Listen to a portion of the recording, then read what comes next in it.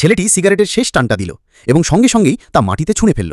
Cigarette পড়তেই সেখানকার সব ঘাস একদম পরিষ্কার হয়ে গেল। এই দৃশ্য দেখে ছেলেটি অবাক হয়ে গেল। তার মনে হলো কিছু একটা গোলমাল আছে। তাই সে ঝুঁকে মাটি ভালো করে দেখল।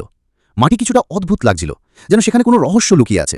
সে সময় নষ্ট না করে নিজের কুদাল বের করল এবং খনন শুরু করল। খনন করতে করতে যখন সে মাটি হাতে তুলে দেখল, তখন তা একদম সোনালি রঙের লাগছিল, যেন খাঁটি 24 ক্যারেট সোনা। এটা দেখে তার চোখ চকচক করে উঠল। তার স্ত্রী এই দৃশ্য দেখে উত্তেজিত হয়ে উঠল এবং খননে তার স্বামীকে সাহায্য করতে লাগল। কিন্তু অনেকক্ষণ চেষ্টা করার পরেও তারা সেই সোনালি মাটি ছাড়া আর কিছুই খুঁজে পেল না। কিছুক্ষণ পর মেয়েটি ক্লান্ত হয়ে পিছনে সরে গেল, কিন্তু ছেলেটি এখনও হাল ছাড়েনি। এবার তার স্ত্রী তার জন্য চিন্তা করতে লাগল। ছেলেটির মনে হচ্ছিল আর একটু গভীরে গেলে নিশ্চয়ই বড় কিছু মিলবে। সে একটু বিশ্রাম নিল এবং সন্ধ্যায় আবার খনন শুরু করল। এবার তার স্ত্রী আরও বেশি উদ্বিগ্ন হয়ে পড়ল। পরদিন সকালে ছেলেটি খুব ভোরে উঠে জলখাবার সেরে আবার খননে বেরিয়ে পড়ল। এবার মেয়েটি ধৈর্য ভেঙে যেতে লাগল।